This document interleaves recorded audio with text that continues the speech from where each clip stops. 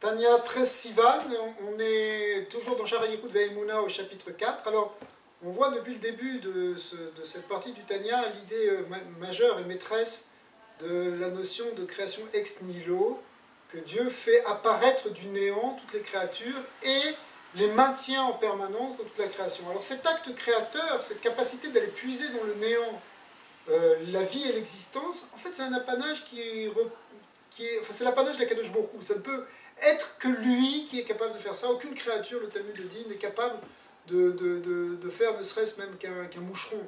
Cependant, ça va plus loin que ça. C'est-à-dire que c'est quelque chose que on ne peut pas percevoir avec l'intellect, c'est quelque chose qui dépasse notre intelligence. Et en fait, on ne peut pas comprendre, de même qu'on ne peut pas comprendre Dieu qui est infini et qui est absolu, on ne peut pas comprendre non plus ses attributs. Hein. C'est marqué dans le Zohar que lui et ses attributs ne font qu'un.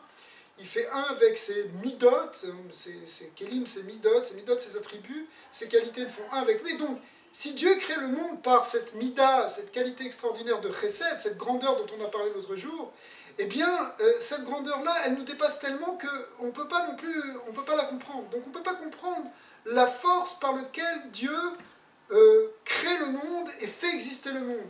On ne peut pas comprendre non plus la force par laquelle Dieu permet au monde d'avoir l'apparence qu'il a actuelle, c'est-à-dire dans lequel il y a un certain voile, ce qu'on appelle un voile de sa face, un voile de sa lumière. On ne voit pas totalement sa lumière, on ne voit pas totalement cette parole. Au contraire, on voit l'existence et la création telle qu'elle nous apparaît à nos yeux.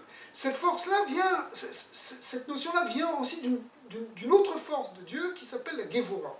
La Gevura, qui veut dire la rigueur, la force. La force de Dieu, en réalité, c'est la force de retenir sa lumière, de la voiler pour permettre une création qui va être limitée et telle qu'on va pouvoir l'apercevoir avec des créatures qui interagissent comme on le perçoit actuellement.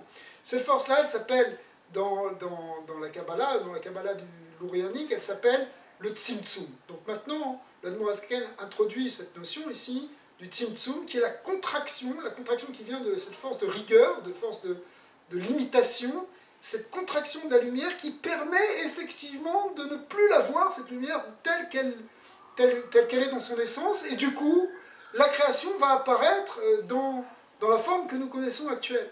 Alors, en fait, ce Tzimtzum, il n'est pas entièrement réel, parce qu'il nous apparaît comme ça, mais pour Dieu, il n'y a pas de contraction, il n'y a pas de limitation. Ça, c'est un point qui est très important dans cette perception, c'est que le Tzimtzum n'est pas à prendre au sens littéral, il n'y a pas une contraction au sens littéral, c'est pas que Dieu s'est caché de l'univers ou est parti de l'univers, il est dans l'univers sauf qu'on le voit moins, on le voit plus, c'est les créatures elles-mêmes qui ne ressentent plus et ne perçoivent plus cette lumière de Dieu. Mais en réalité, c'est ça qui leur permet en même temps d'exister comme des créatures qui apparaissent comme indépendantes, même si au fond, finalement, cette lumière, c'est elle qui les fait exister à tous en permanence.